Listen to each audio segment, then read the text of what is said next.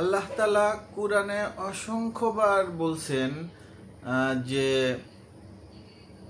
ঈমান আনো আর সৎকর্ম করো, জান্নাতে চলে যাও। আল্লাহ খুব গুরুত্ব প্রকাশ করছেন যে ঈমান আনো আর সৎকর্ম করো, জান্নাতে চলে যাও।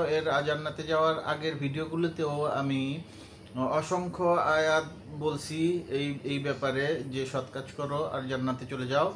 আসেন আজকে আমরা আল্লাহর আরো কয়েকটা আয়াত শুনে আসি।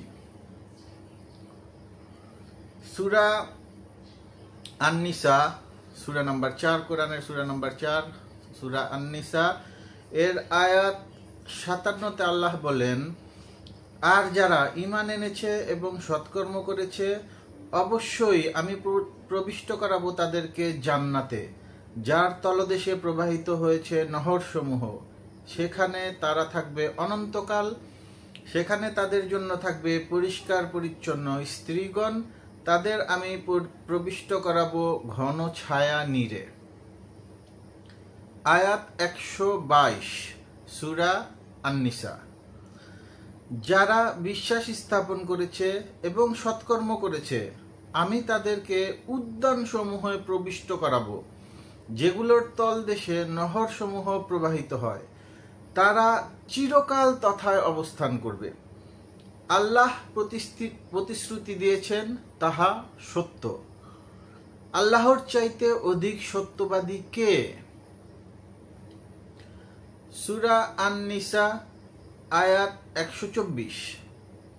যে লোক, পুরুষ হোক কিংবা নারী, কোনো সৎকর্ম করে এবং বিশ্বাসী হয়, তারা জান্নাতে প্রবেশ করবে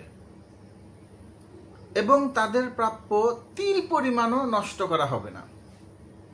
3টা আয়াত পড়লাম, 3টাই সূরা নিসার থেকে, এবং 3টা আয়াতে আল্লাহ স্পষ্টভাবে 2টা জিনিসের কথা বলছেন, যে বিশ্বাস স্থাপন করো মানে ঈমান আনো, আর সৎকর্ম করো, জান্নাতে চলে যাও।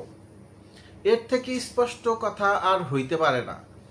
কোরআন স্পষ্ট, কোরআন সহজ। আপনি যদি কোরআন পড়েন, কোরআনের আয়াতগুলি জানেন, আপনার কাছে ইসলাম সহজ হয়ে যাবে, আপনার ঈমান দৃঢ় হবে, আপনি জান্নাতের উপযুক্ত হয়ে যাবেন। আর যদি হাদিসের অনুসরণ আপনি করেন, তাহলে ইসলাম আপনার জন্য অনেক কঠিন হয়ে যাবে। আল্লাহ কোরআনে ইসলামকে এত কঠিন করেন নাই।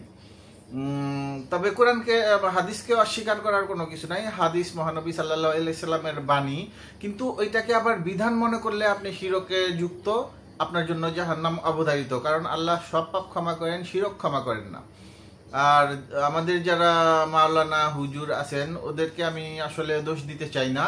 ওরা ওইটাতে এই প্রাতিষ্ঠানিক শিক্ষায় এইভাবে অভ্যস্ত হয়ে গেছেন। তবে আল্লাহ, আমি দোয়া করি আল্লাহ তাদেরকে সুবিবেচনা দেন। তবে হাদিস অনুসরণযোগ্য জ্ঞান হিসাবে, মহানবীর অভ্যাস হিসাবে, উপদেশ হিসাবে, কিন্তু বিধান হিসাবে না। বিধান একমাত্র আল্লাহর কোরআন। কোরআন পড়ুন, ঈমান মজবুত করেন, আর জান্নাতে যাওয়ার উপযুক্ত হন। আর আরেকটা কাজ করবেন, সাবস্ক্রাইব করবেন, কমেন্ট করবেন, তাতে আমার উৎসাহ বাড়ে। আর তার থেকে বড় কথা হচ্ছে, সাবস্ক্রাইব করলে ভিডিওগুলি একটু মানুষের কাছে পৌঁছায় বেশি, সো যাতে আরো 2-1 জন উপকৃত হতে পারে। ধন্যবাদ। আসসালামু আলাইকুম।